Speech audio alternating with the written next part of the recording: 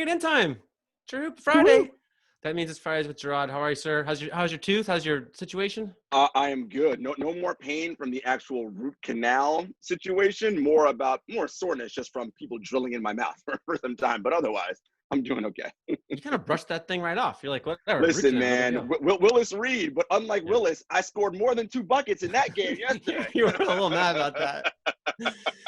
Jarod's like, I wasn't just Willis Reed. I was MJ flu game. Whatever your preferred analogy is, that's what you did. It's appreciated. Good morning, David. I'm upset that I'm no longer the healthiest of the trio. I'm back to being the old guy with the gray facial hair. Who has an 80-year-old dad. My 80-year-old dad came over yesterday to give our kids their birthday presents, and he literally was looking at me, and after telling me he doesn't feel so good, his heart's not doing great, it's sad. And he's staring at me, he said, I think you're grayer than I am. Oh, come on. Thanks, Dad. Welcome to how it was in the Thorpe house growing up. Thanks, Father. You know what the solution is, David? Yeah. He meant my face, not my hair. Yeah. If you need advice or anything, Jarod can tell you how to do it. I sure can. Yeah, man. I can help you out with that. Okay, so we're back. We didn't do 9x90 last week. It was just too heavy. But we're gonna do it. We're back with the 9x90. Judy's got the clock ready. Are you ready, Jarod? You feel good? I do feel good. Okay. So there was an article in Vice in 2012 by a Russian-American scientist named Peter Turchin, who studies in the field of cryodynamics. And it's a search for casual mechanisms throughout history that tell you stories about what's going to happen. And it's all related to what's happening right now, right? Because 2012, when this came out, was when we had sort of an uptick in sort of violent shootings in terms of gunmen going in and like shooting up schools and all that type of activity. And he said 2012 is nothing. 2020 will be the tipping point for the United States. Lo and behold, here we are in 2020. And it's like Nostradamus over here knew it all along. But the reality and the bigger point is that what's happening now is a larger one, is not new. This has gone on throughout the history of civilization. Is unrest when people feel that things are are unfair and unjust. This is the next level of reaction, right? Because we talk, nothing happens. Okay, well now violence is now the next source of recourse. And that's something I'm going to talk about later on, violence, because that is what this nation state, America, has shown us is what matters, right? If you want to get something done, force and violence is the way to do it. See police, see government, etc. And I yield my 9 seconds. So I'm up, Henry. Yeah, you're next. Okay, so I think it was a couple of days ago, the brand new head football coach at Florida State University, Mike Norvell, who is a pretty well-known guy apparently in college football circles for building powerhouse teams, made some statements for saying basically he had been in touch with every player on his team. They had gone back and forth discussing what was going on in America today.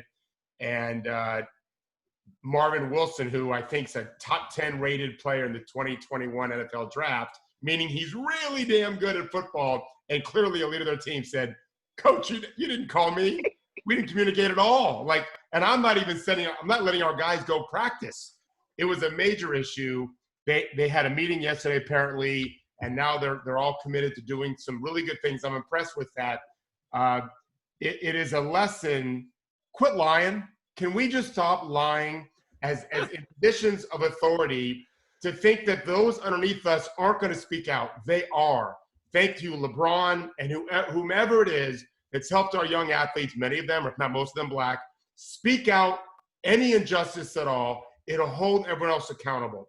So I hope Mike has a great situation. I did text a college basketball coaching friend of mine who knows Mike, said he's a great guy, but I never will understand why someone would hold a lie when 100 people can witness that lie. Guys, girls, stop lying. Just tell the truth, please. When Jarod does that thing with his eyes, you want to comply. Like that's what you're. Okay. I can't stop talking about Tillman Fertitta. I don't know the man. I don't even particularly care about the man, but he just keeps doing this. So, on TV, like without any shred of irony, this is a man. He's over on the left of the screen here. He got on his private jet from the city where he's a known billionaire and flew to Washington, D.C. without a mask in a pandemic to ask for more money. He wanted taxpayer dollars for his business, where he'd already laid off 2/3 of the workers. Then he got back on his private jet, flew back home. Now, I'm confused. Is this a rich man or not a rich man? Does he need taxpayer dollars? Well, what's he spending his money on? And that's where we quickly get to the biggest donors to Donald Trump himself. So let's think about this. We're paying tax dollars. They're going to the federal government. Tillman Fertitta is asking for them. And then all the Fertittas, there's a bunch of Fertittas up and down this list, are among the billionaires who are the biggest donors to Donald Trump. And there's just one more little icing on the cake, which is there have been protests in Houston. Those protests include an incredible who's who in the protest, but lining the sides and with the big shields are the police who were trained at the $10 million Tillman Fertitta Training Center in North Houston. So that's $10 million he had for training the police in Houston. Maybe that's a great cause. I don't know, but it seems a little suspect now. Instead of keeping his restaurant workers on or his casino workers on through the pandemic. Tillman Fertitta, please try to stay out of my imagination now. Thank you. All right, here we go. So if you follow sports, the name Bill Simmons is inescapable, right? I mean, he's one of the largest names in all of media. In his Sunday podcast he does with his partner, Ryan Versillo, they talked about what's been going on in the world. And the tone and everything in that podcast was just off. You know, two white men of immense privilege talking about things that in a very poor way. And one of the things that Versillo said was that Bill's done a lot to help minorities and people at the Ringer. I'm sorry, folks. If you look at the two entities that Simmons has been in charge of, Grantland and the Ringer, his diversity hiring has been minimal. You can count the people of color who were in front-facing hiring decisions on one hand. Versillo got on his podcast on Wednesday and offered an apology. In part, he said, my tone sucked throughout most of the first 40 minutes. The mistake that we make, Bill and I, is we've known each other for a long time. We can get very casual, like it's just two guys talking. Well, Versillo, that is the problem, right? Like, because you're talking as though you would be talking if there was no mic there, which means that is how you actually feel, and that is the actual tone of voice that you take when it comes to this matter. Insofar as the rioting and the looting and the stealing of property by the way, not protesters, that is what is getting your goat and more of your concern versus the actual issues that are happening and why people are feeling the way they're feeling. And I'm sorry, like, we cannot have things like that where we have people in those powerful platforms espousing those kinds of beliefs and backing it up with poor actions, as we've seen. All right, Judy, here we go. Yesterday I was walking and listening to my friend Zach Lowe's podcast, and Zach has been noticeably affected by what's happened. I've been impressed with some things he's done, and he mentioned Henry Abbott being pretty much the first guy to point out that Adam Silver has been a no-show everywhere. And then I got home, I got to my office, and I saw that our good friend and someone that I think Henry and I have mentored to some degree, Tom Havistro, who wrote this tweet, who tweeted this thing out about the 28 teams have done official statements, 5,485 words have been written, 5 total appearances of the word, I guess, police, and 2 mentions of police brutality. And now just Henry's talking about Tillman Fertitta. There's that name again. There's a connection there. The fear of NBA teams to really address this issue, I think, horrifyingly stems directly from the connection the billionaires have with Donald Trump. And considering who makes up our NBA rosters, there is a gigantic collision potentially that can come, whether it's because of what happens this pandemic season that we're about to start in a month, or something else after that we can't predict just yet. Well, maybe that writer that Jarod pointed out can. I would think we are headed for a gigantic train wreck between those two entities.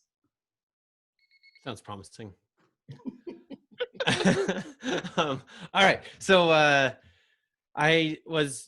we all have phones now, right? Every protester, every cop at every place has one of these. And one group has prepared for this with this. I'm learning from, I tweeted a Wired thing, but yeah, so here we go.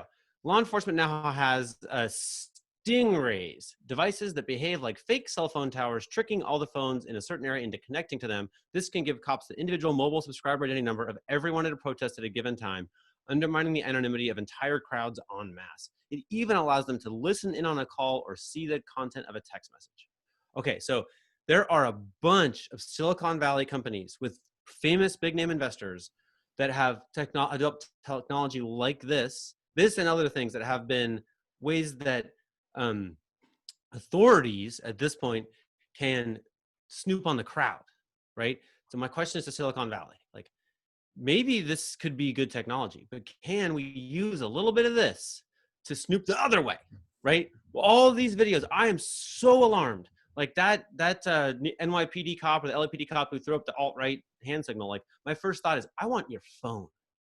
I want to see who directed you to do this, why you believe this is okay. Are there foreign powers up that chain? Like, where is this communication happening where you're so confident in public to do this? Like, you need to not feel like that's safe. So let's get that technology working all the way around. Love it. Judy, we can start with the video right now. Oh, here we go. Let's go.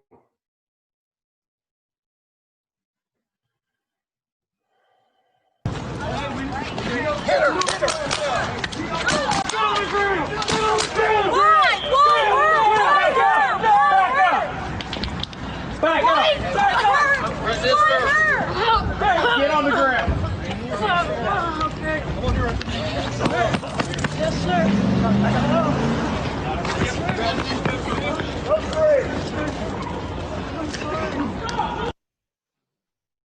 I mean, if that doesn't disturb you, then I don't really know what you are as a person or a human. Look, this is what happens when you militarize police. And again, I talked about violence earlier at the top. This is what the nation state we live in sanctions and approves. Violence and force as a means to getting what you want. Look at the convergence of how all the officers come swarming on literally 2 women. It took all of you to derail 2 women, all of you. Come on.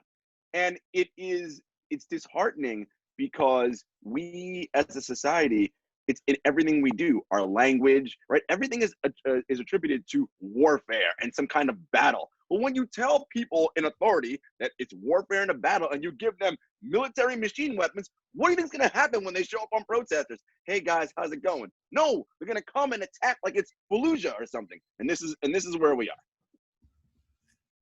I'm going to piggyback on that a little bit. I'm not a conspiracy theorist at all.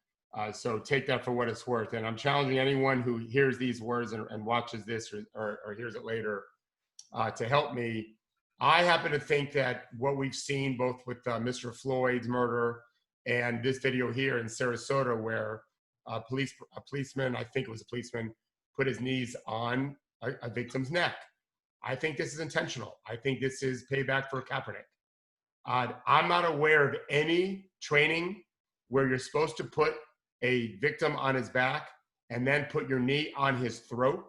I'm not aware of that. I've not found it. I've looked. I've actually seen military people say that isn't what we've ever trained ever to do. So if you're doing something, either the training is that terrible, if you're doing something you've never been trained to do, or it's intentional. I happen to think if someone could show me they've always had issues like this in the past before Colin Kaepernick kneeled, then I'll say I'm wrong. But I happen to think that this is, in a sense, almost a secret. Well, when Henry talks about tracking these messages from some of these people, I would not be surprised to find threads between some police officers saying, hey, fuck that guy. You want to kneel? We're going to kneel too.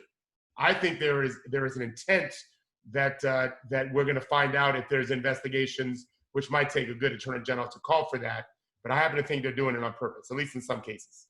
Oh, don't worry, David. Coach. The AG is right on it. Where is Eric Holder when we need him? Yeah. Anyone. Okay, last one.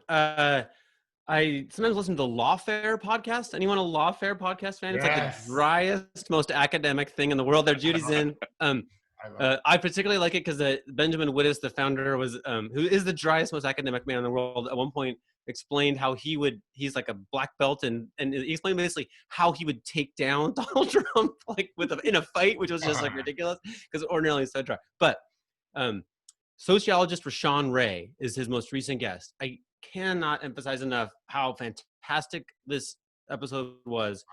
A couple of the things I learned right here on the screen. He's interviewed, he says, thousands of police officers, and like tons of them feel that the way a certain killing happened was wrong, but the law says it was okay. I see this as a giant opportunity. If we can bring those things closer together, if we can all act like human beings and make so that at least the ones that police officers feel are atrocious the law will also see as atrocious. Like that's a big, easy to achieve step that almost everyone will agree with. The other one is unbelievable to me, but he cited a study that when police are looking for a black suspect, they find the right person 2% of the time. And that instead of them being the right person, the better indicator of who they'll arrest is skin color. Darker the skin tone, more likely to get arrested. What the hell? Jesus Christ. 2%. 2%. Part of me is like, okay, forget, like, we'll set aside a lot of the things we're going to talk about today and haven't talked about. Just be better. Like, just have more skill. Like catching the bad guy involves catching the bad guy. Like, come on. Like, I mean, over the course of policing, right? Like, they're notoriously, as a group, bad at solving crimes, period. Like, just overall, like, just not very good at that. Of course, when it comes to matters of race and those type of, quote unquote, a number one male suspect, which we know what that means, right? Like, they almost always, to your point, 98% of the time, get it wrong. And it goes back to the Chris Rock joke, right? Like, there's certain professions that have to be better. Pilots being, right? Like, oh, we crashed a couple planes, but don't worry, we'll get it better next time. Like, that's not how this works. Like, you have to be better in these kinds of roles. Have you heard Neil deGrasse Tyson talk about being harassed by police before? No. It's an incredible story. I heard him tell it, where he was in a room with nothing but black men, and they just all were going around the room telling their stories of, coming back, going into their office and being asked a bunch of questions. None of them, I think, had been arrested, but they went round and round. It wasn't like every guy had a story. Like, I have 2 in my whole life. I'm 55. These guys were all younger than me and had multiple stories, way worse than anything I've ever gone through. And then here's the punchline. He says, so all of these black men are telling me stories. I was at an astrophysicist convention. Right. All of us were working at Harvard and Yale and Princeton. Like, they all were these most brilliant men on the planet. But it didn't matter because they were black. And most of them were on their campus office or right by their office going to or from. That is bad policing. Well, then Rashawn Ray made this, like, he's like, the legal standard involves reasonable. Like, the word is reasonable. So, like, this police killing, was it, so they bring in an expert to say, like, would another person in their shoes reasonably fear for their life or someone else's life, right? Well, in that reasonable standard, it's subjective, and, who makes you feel scared matters, right? Like, so if you just feel scared of a black person, then you're actually can win the case, right? It's interesting. There's a podcast I listened to, Ezra Klein's on Vox Media, and he had Ta-Nehisi Coates on a recent episode, and they talk all the time. And the story goes that someone in Ezra's family had some kind of club, and this person in his family would always hire the biggest, largest, scariest dude to be the bouncer, because the idea being, okay, if someone looks threatening and scary, no one's going to screw around. But what they found was the exact opposite happened, right? Like, people would get drunk, typically like the frat boy kind of crowd, and typically want to start some kind of right, because they feel threatened by this big, scary whomever, whether it's white or black person. And it has me thinking about, again, what I talked about with, as a nation, how do we look at violence and what, right? The nation promotes that. So this is what we get. You send in militarized forces to occupy poor black and brown neighborhoods. Well, what do you think the reaction from the people is going to be? You're essentially saying this is a war zone. Well, look, turn on CNN or any other, look at what pictures of a war zone look like. This is what the type of reaction happens, right? And they're not essentially, Jarod, they're not essentially saying war zone. They are saying battlefield. Yes. Okay, be clear about that. Yeah. Yeah. Using that term. 100% correct. Yeah. And there's the one clip, I'm sure we've all seen it, of the LAPD. It happens to be like extremely high resolution, where like there's just a line of protesters standing there, and then a line of cops with just so much gear. Yeah. They're so geared up, and everyone's just standing there.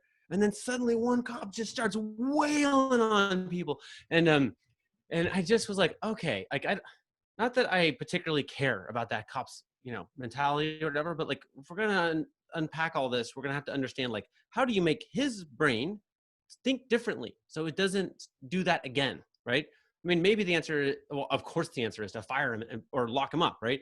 But in the meantime, like, like, he's replicating something that's happening in practically every city. So like, what is going on here, right? So I can't shake the feeling that this dude is terrified of something. Like, he's not feeling safe right there. He's totally terrified. Brad Stanger on the show said police anxiety disorder. Like, why is he so freaked out?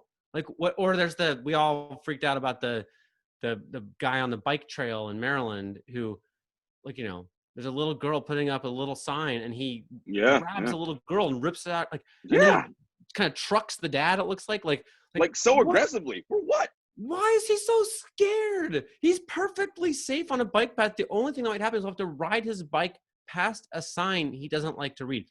We all have to do that every day. Come on. We have a pluralistic society. You're not going to agree with every damn thing that happens around you, right? Yeah, this guy. So to me, I don't know the answer to this. I don't know why these people are so terrified. Like, why can't you stand near a protest and just stand there? Like, what's the big problem? So to me, like, but I do think I can't shake the feeling, having these books on how our brains work and these books on Russia and propaganda. Like, I think Fox News is an inextricable part of this. Like, I think that we've been trained to be scared, right? I mean, I never watched Fox News, but I do think that there's been, there's a certain amount of psychopaths, a certain amount of sociopaths, and a certain amount of racists. But right now, this thing where every police officer seems to be on the same page with just like, let's swing the batons to the people. Like, I feel like that is part of this groundswell it's taken decades to build to this. But suddenly I'm like, Donald Trump can get elected with campaigning to such a big bunch of people, right? Like, I think that is a factor of propaganda. I have a friend who is he's not a Fox News guy. He's a libertarian, although he does support Trump. But he used to support him more. He still supports him, and he's definitely a conspiracy theorist. And he's a gun. He loves a lot of guns. Yeah. He's very safe. I totally trust him. I trust my kids at his house. But he's scared of something, right? You don't buy guns if you're scared. Yeah. That's right. And he's scared because he's sending texts to people that he cares about because he's a loving guy. Hey, there's a protest in your area. We had a protest Wednesday in my area called Countryside. And I drove by it. It was raining, so they closed the mall. Nothing was going on. My son, as he's leaving the house today to go work out with his friends in the gym, I say, what are you doing today? He's like, well, doing this, and at 2:30, we're going to the protest down in Clearwater. Okay, be safe, have fun. Like, don't be out past curfew if there's no curfew now, but they might put it in. You get the warning on your phone. Like, no, go do your thing, man. I didn't give him a 20-minute lecture on everything. He knows what to do and make sure your friends are in line, whatever. But yeah, my friend is scared, and he's not a cop. I think Henry's dead on the cops, on the policemen. They're scared of something for sure. It is, Henry. You mentioned the scared part. I think that's so correct. But again, I keep going back to just the raw stats and the numbers. We're not the most populous, nation in the world. Yet we're the most militarized, most police, most incarcerated. Like, right? And it can't be because we have all of the violent crime, right? How is it that this country with this many people has all the majority of violent crime in the world? And it's because, right?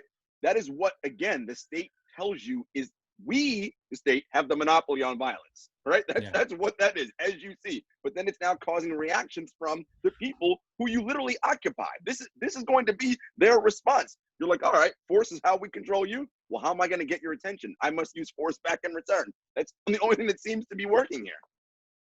Yeah, well, look, it's tough. I mean, it can't not be because of slavery, right? Like, right. I think it's a little bit like that thing where we were talking about, like, if someone does something terrible to me, they're the ones that have a hard time getting over it, right? Like I think a lot of Americans don't feel comfortable with just like, we're just gonna be a different multicultural place moving forward, right? And we're gonna share power differently, right? Like, that doesn't frighten me at all. In fact, I love that idea. That sounds fucking great. But but you know, I think to some people that sounds like a terrible reckoning, right?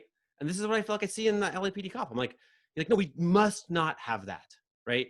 We must not have Black people feeling empowered, because what's the nightmare? I don't get it. Like, what is the nightmare here? Like, the nightmare is that it's a reverse. What happened to us for 400 years is that we reversed the trend and do it to them, right? Like that must be the fear. It's like, oh no, they're gonna do it to us, and it's like that's not the thing. There's that great scene in Spike Lee's movie Malcolm X where Malcolm has all of his Nation of Islam men behind him when one of their brothers was in jail. And Malcolm does that. Well, Denzel Washington does that little thing with his, they all leave. And the cop says, that's too much power for any one Black man to have. Yeah. Randy has an amazing line. Well, not Randy, I guess Jason Johnson tweeted, why are we labeling protesters violent or peaceful and not labeling police the same way? Exactly. Exactly. Okay, so rioting, if you look at like what riot is, Henry, like that's what the police are doing. The police are actually rioting. If you define the word rioting, look it up. That's what the police are doing. They're the ones causing disturbances. But I do think, like, I think it's, this reminds me of ISIS, right? Like when ISIS, like, you know, these like boys and girls from good homes or whatever, like were suddenly wanted to go join ISIS, right? Like they were growing up in England and feeling super powerless. And then they somehow they felt threatened or vulnerable in some way that like being a part of ISIS, like fulfilled something in them, right? Like that NYPD cop who's thrown up that alt-right, I'm like, oh, I think this is like this feels like that story to me in terms of like his emotional experience. Like something's wrong with that guy, right? And like, so, okay, I'm talking a lot, I apologize. But I was talking to Dina and I was like, what's the Black New Deal? Like, what's the, you know, I don't know. They're drawing up, the House is voting on policies in response to Black Lives Matter protests right now. Like, are those going to be the ones that we want? Like, are those the right policies? Like what are the right bunch of policies? So, but to me, one of them would have to be like counterterrorism investigation of I think it's, I suspect, because I always get nervous when anybody speaks in generalities about any huge group of people. I don't know how many police officers there are. Million? I don't know. Like 700,000. They're not all anything, right? This is a diverse group. I'm sure there are wonderful police officers. I'm sure. What we're seeing right now makes my claim hard. But like, I do think that we actively want to separate the violent psychopath assholes from the reasonable ones. We want to do that. We want them to tell stories on each other, right? We want that very much. So a thin blue line is a problem. So to me, if we harden the blue line from the outside, we're probably not helping. But like, okay, so the ones that are violent psychopathic assholes and throwing up alt-right symbols on TV, to me, I'm like, I want a counterterrorism investigation, just like ISIS. Like, how does the whole network work? Who instigated whom? With funding from whom? And like, you know, and like, it seems to me, it looks to me like we're being infiltrated by a terrorist organization. There definitely are good people. I don't know, you know, that last year I was asked to speak. We started in the city of Clearwater in I would say our poorest area, mostly minorities living there. We used to win an annual basketball game now, the young people from that community versus the police who work in that community. And the policemen are Black and white, excuse me, men and women. And the mayor of our city spoke, and I spoke. And then I watched the game and, you know, made some funny things, whatever. And you could tell those officers knew those players. Like they had seen them in their neighborhoods, and it was fantastic. I came home and told my wife, like this has to be, I don't care if it's baseball, basketball, football, dancing, roller derby, whatever. We just have to find ways they are people. Stop seeing them as anything but people. On both sides, it helps. And that's why I don't feel worried at all. My son's going to a protest in Clearwater today. I've been in those areas. Things could change. Mostly from outsiders, I think. I worry about that. But there are some decent people. The problem is it doesn't take many to cause major problems. Well, and 700,000. If 1%, 7,000 are like what we're seeing, imagine 1% of pilots being bad. There'd be no airline industry anymore. Done. So I went to San Antonio for a reporting story. I forget actually it was Yao Ming's rookie year. I went to interview Yao Ming in San Antonio because they were on the road there, and I wanted to go see David Robinson's new school, the Carver Academy, was pretty new at that time. And so I had a map on the hood of my car and a rental car, wherever I was. And a police officer pulled up and he's like, "You need help?" And because San Antonio was like that, I guess. And I was like, "Oh, I'm trying to find the Carver Academy." And he's like, "Oh, I don't think you should go over there." And I was like, "Well, I'm not too worried." Right. It's a school. Right. but he's like, "Why don't you hop in? I got a little free time. I'll take you over there myself." I'm like, "Oh, okay." So weird. Seemed like a nice guy. To be honest, he really did. He was like, I didn't feel threatened at all. Like I mean, I'm a white guy. What could happen? Right. So I get in the car and we end up spending, like, he wants to give me a whole tour of San Antonio. We drive by the Alamo, and I know I know about his retirement plan. He owns condos. He's got a management company, all that. We talk about the whole thing. And he says to me several times, "I'm the highest ranking police official on duty right now." I don't know. He kept telling me this, right? And so at one point we get to the Alamo and he pulls, there's like a barricade that cars aren't supposed to go behind. He pulls around that. Then there's a sidewalk where all the tourists are amassing in line. He just pulls up on there, making tourists park for his car. And I'm like, are we allowed to do this? And he's like, "I'm the highest ranking official on duty. Who's going to stop us?" Right? Mm-hmm. He said that so many times. And then we go over to where the Carver Academy is, which looked like a perfectly nice neighborhood. I later rented an Airbnb in that neighborhood during the finals. It's great. Like, but he's just like, "Okay, now watch your step over here." I was like, "Oh, come on." But anyway, his saying, "I'm the highest ranking official. Who's going to stop us?" Right? Those words echo in practically every police interaction I've had ever since. Right? Where, to me, the problem is your amazing point about the kneeling on humans, David. Like I don't even know how to think. Like, I don't even know how to think the way that, like, I'm on camera and feels at zero risk. There will be no reprimand. Nothing will happen to me, even if I murder somebody right now. Like, and this is this like someone needs to watch over this. When do the adults arrive? Like why would any police officer feel, "Who's going to stop me?" Right? Nobody should feel like that. Like, if you're in the business of guns and like putting your hands on people or groping, that, like, to me, these are activities of people who just can't imagine they could be curtailed in any way. Like, and that's like, that's basic freaking management, right? Like you should feel, we all know what it's like to be managed, right? Like we're all hemmed in by some norms, right? Like, maybe the police should be too. It Did I talk too much? is no. It's look, when the nation's commander-in-chief says when the looting starts, the shooting starts. I mean, what more tacit agreement do you need to be like, "I'm good"? Like, even if you already knew you'd be good before, because the police unions are among the most powerful unions that exist, and it's really hard to break them up. I mean, back to David's point he made earlier about all the statements the NBA teams made. How many of them mentioned the word police?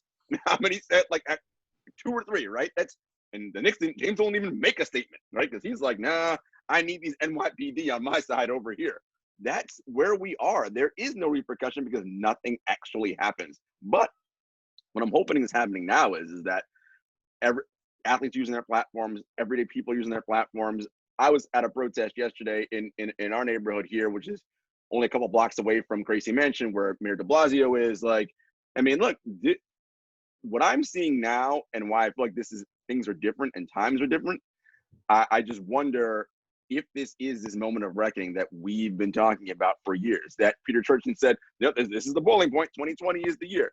But when things go back to quote unquote normal, which they will at some point, right? The NBA is coming back, which brings us back to basketball. Football's going to start at some point. All these sports are going to happen. When the election comes and let's say we vote the person who's in out right now, does everybody say, "Okay, pat on the back, good job, we're all done now"? Because we're not, right? That doesn't mean the end. This must continue. And you mentioned Silicon Valley, Henry. We've got to do multiple things at once. That's what I learned when I worked in Silicon Valley. That's a new hand gesture. I haven't seen that one from you before. we have to be on multiple tracks. That's what startups do. In TrueHoop, we know this. You've got to be able to have multiple hats, do 17 things at once. It is being an activist in the street. It's doing your voting in your politics, local, national, city, all that. It is talking to your friends and family. It's everything at once, and it's continuous. That's what being a part of a civilized society means. That's how we get change. But we shall see. So we talked about influencer culture in Sneaker Week, right? Like, wow, right? Like, wow. So Nike, Adidas, and a bunch of other companies and whole marketing companies, like the majority of what works in marketing now is to get your product to influencers, right? Who are Black and brown people of a certain in cities, right? Young, cool people, right? Okay, that's influence. Right now, it's times a billion. So to me, I'm like, whatever is on the signs that the marchers are marching, if it's also what the guests on the talk shows are saying, like if there's some alignment, that is going to happen right now. Mm-hmm. To your point, like how do we like? So this is where I'm talking about. Like I'm like, what is the ask? Like, so I feel like we spent a couple days having the ask be rough up a quarterback who said a stupid thing. Like, right. Okay, like I mean, Right. fine. Like Fine. you know, right. But if you'd asked for 40 billion, you would have gotten it. You know, like if you asked for a total reimagining of police code nationwide, you would have gotten it. So to me, I'm like, this is the moment. You're right. It's going to pass, and the leverage won't be there. But like right now, like influencer culture is real. And so here's one example. Like I have a friend who works at Johnson & Johnson. And you know, every company is struggling with how to do better, right? Johnson & Johnson sent a beautifully worded letter to all of its employees, but it did a quick little Googling and like also gives the majority of its money to Republicans, right? So to me, I'm like, So on the one hand, she was like, this is why I love working here. But then it's like, well, where do you actually work? Like, what do they actually care about, right? And I don't know about Johnson & Johnson specifically, but drug company like strategic donations are a giant part of why healthcare reform didn't really happen in like the proper way, right? So these people in the streets who feel that they've been let down by their nation, they've been let down by pharmaceutical companies who gave the money to the politicians who took away the best healthcare that they could have had, right? So I'm like, maybe the thing is, if right now everyone was like, if you give to Trump, like we're done, right? Yeah. That could happen. Yeah. This anti-terrorism thing could happen. 50 more people know this way better than I do. There's 50 more, like exactly what the police reform is. You know, I don't know, but like to me, like they're gonna pass legislation like this weekend.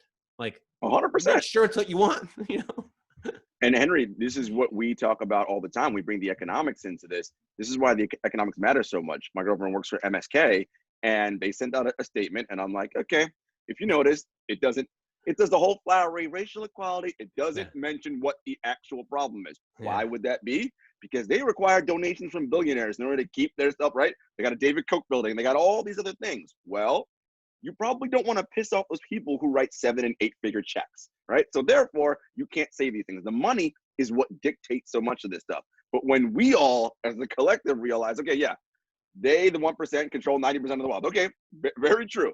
But we can still act as a collective, because if the masses say, no, we're not having this, we get rid of that, right? But again, it has to continue. To your point, is this what we want? Ask for the money when there's House bills and everything. Talk to your local congressman, your alderman, all these people. Do you even know who those people are? Like, this is what matters. And it continues. Again, for a society to be successful, first, we need to reimagine a social contract between the nation state and its citizens to include all of its citizens, right? What is it that you want? And what is it should you be promoting as a society? And then can we do that together?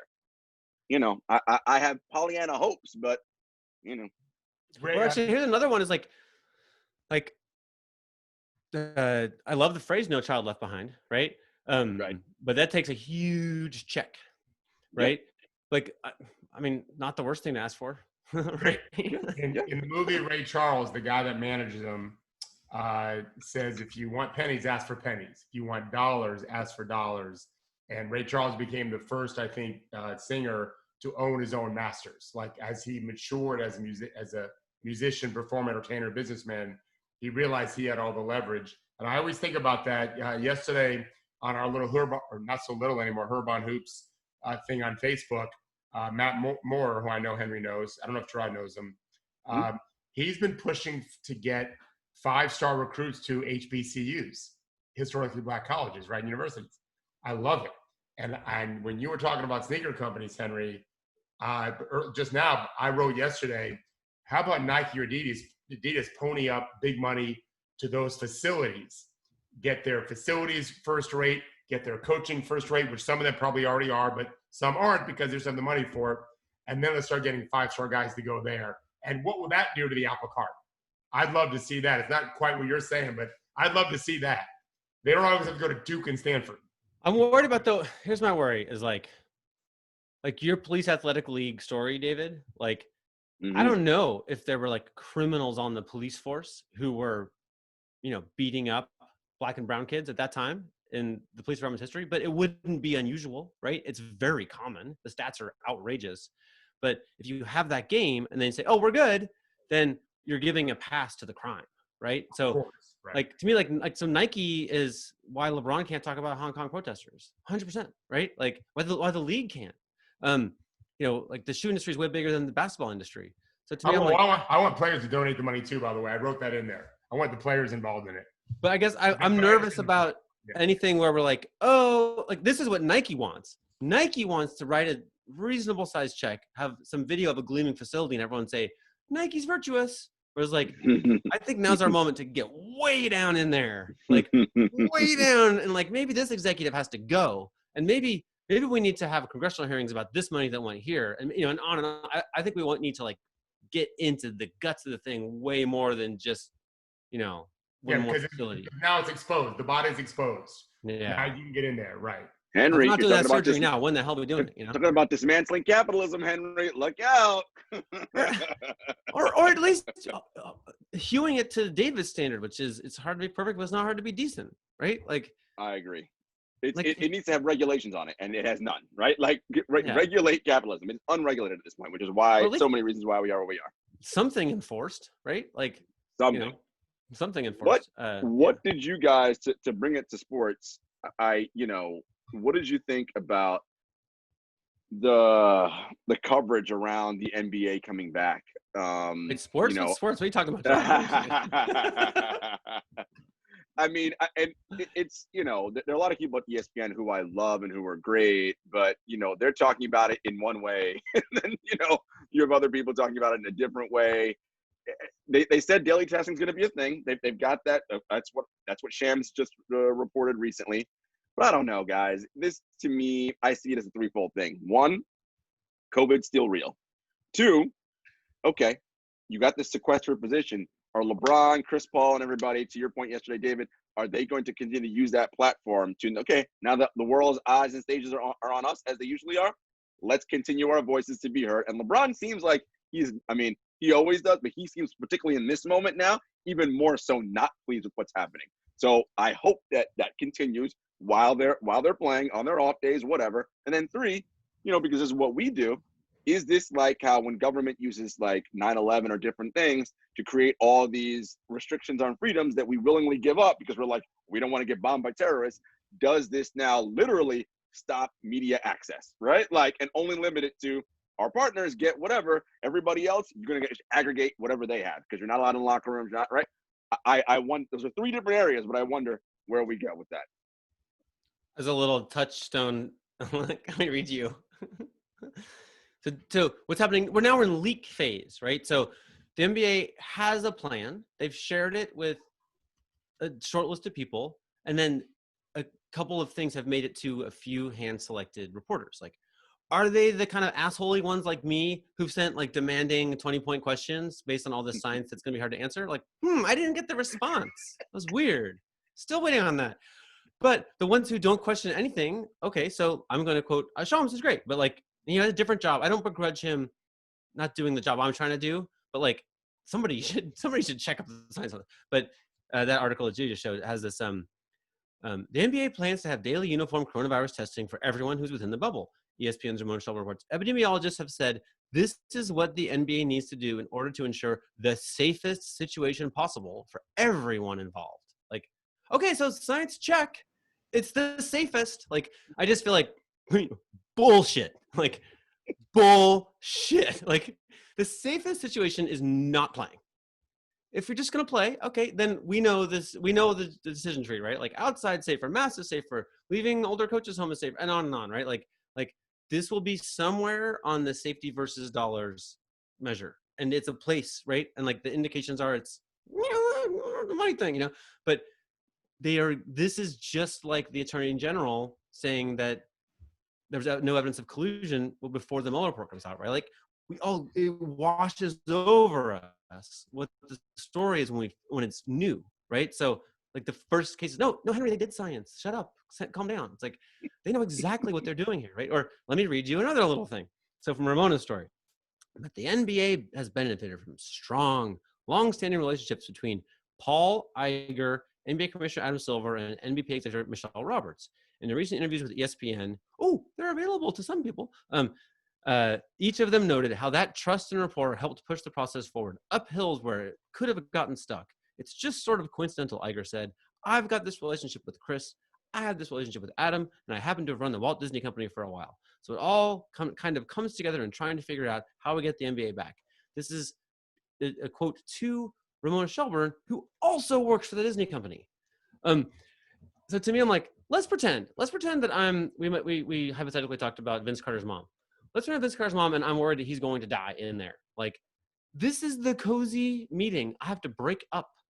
I don't even know how he does it. You have to call Chris Paul and Michelle Roberts and get them to put aside their $1 billion generating lunch and put it aside for and somebody said something about worry. Like, it's an impossible backroom deal, right? Like, and I trust that Michelle Roberts has done a good job here, and I trust that the science is strong, and I don't trust that, but I trust that they're trying to do the right thing, right?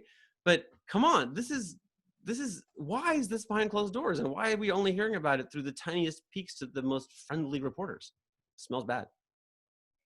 I think just to wrap this up from my end, Henry, keep doing what you're doing. Because hearing Zach talk and seeing Tom's tweet, I think people are coming around more and more that we can't just be shills, right? We're not doing our job if we are. And I'm hoping that we're going to be lobbying serious inquiries into what's happening as it's happening, and not just sucking it all up because we're happy.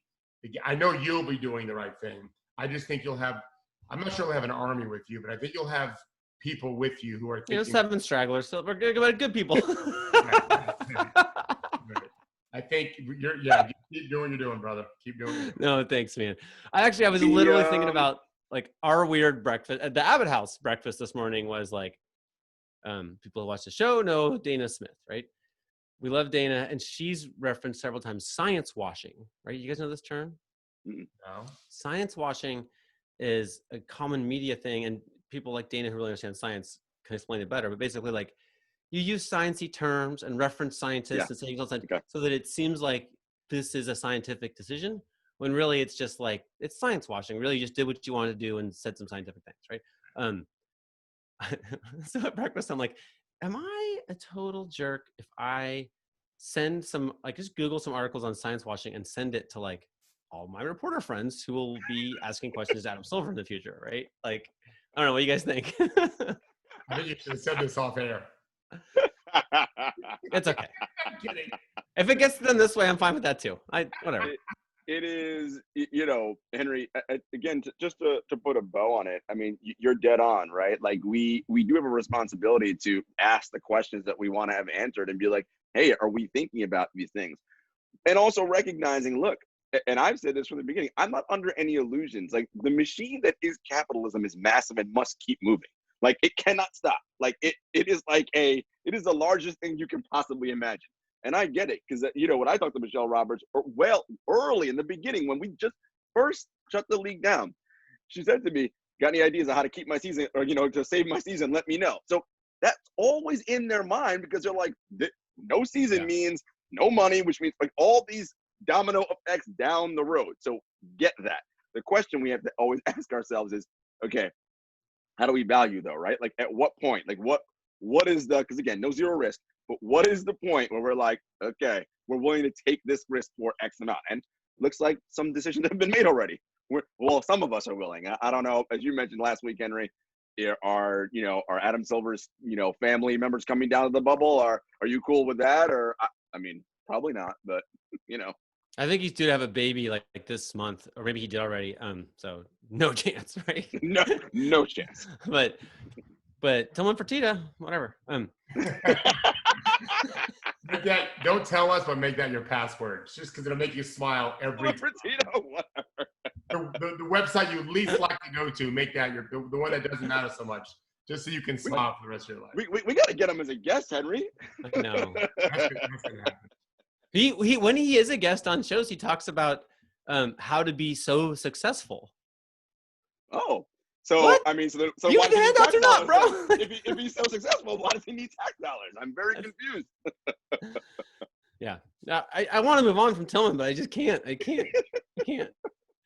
It explains why he's so close with Trump. They sound like they have a lot in common. They can just talk about how great they are. Sure Well, do you guys want to know? There's a whole nother Fertitta part of this. We got time. Okay. Yeah.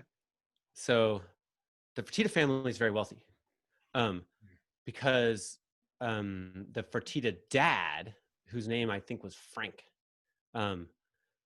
as is Tillman's brother's also named Frank, but Frank moved to Las Vegas in 1960.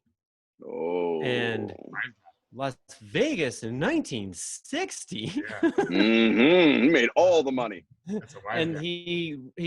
he worked for other people in casinos, and then he opened his own casino in the early 70s. And then there are quotes in the Las Vegas Review Journal about how he was so like really loyal to his family and friends, and a stand-up guy, and ended up with billions in Las Vegas of 1960. And then so that, I'm not saying anything about that. I don't know what that means. You can do your own homework on that. But I'm thinking, why would a guy give $10 million to the police? Yeah. Oh, yeah. There's a certain movie you should watch if you want. If you don't get the Las Vegas terms. I'm reading the book. I'm reading The Godfather again right now. Literally right David, now. you ruined it. What brings that up? Yeah, you ruined it, David. You ruined it. Literally reading the book as we speak, because I'm going to watch the movie with my son. He's never seen it yet. And I thought, I want to read the book again. So when he's meeting with Donald Trump interrupts the meeting and be like, "Oh, we've done business together. Tillman always pays on time. Like, what a great guy. What a wonderful family." Like, like, shut up. Like, wait, his family or his other family? Yeah, I don't know, man. But now we're definitely, a little exciting little thing at the end of the podcast today. Good stuff. That's all. Everything I just said, by the way, you can Google it. It's in the Las Vegas Review Journal or various other. It exists. Yeah. I mean, on anybody. Like, my theory is, any person or family that has amassed a massive amount of wealth, something nefarious likely happened at least at a minimum along the way to get all that money. That's just how it goes. I'm open to the idea that it's not true, but like the more you dig around, it's like, whoa. The other thing I'd point out about Tillman Fertitta, by the way, as I continue not to move on, is he's the new owner. He was recently approved. Just bought it, yeah. And he's short of money. Like, okay, so the most people can't. I mean, David, like you have to hire consultants and get in line for years to move to the front of the line to be like the person who's like earned the right to buy an NBA team. There's tons of billionaires who Larry Ellison's like, what do I have to do to get a team, right?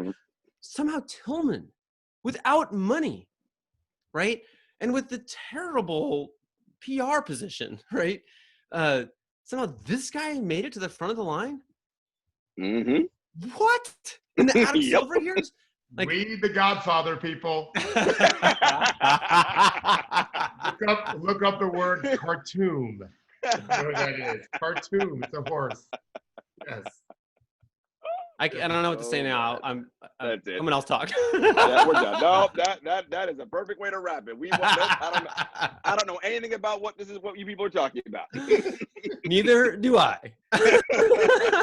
We're just speculating, having a good time talking about a movie, whatever. Okay. All right. Thank you, everybody.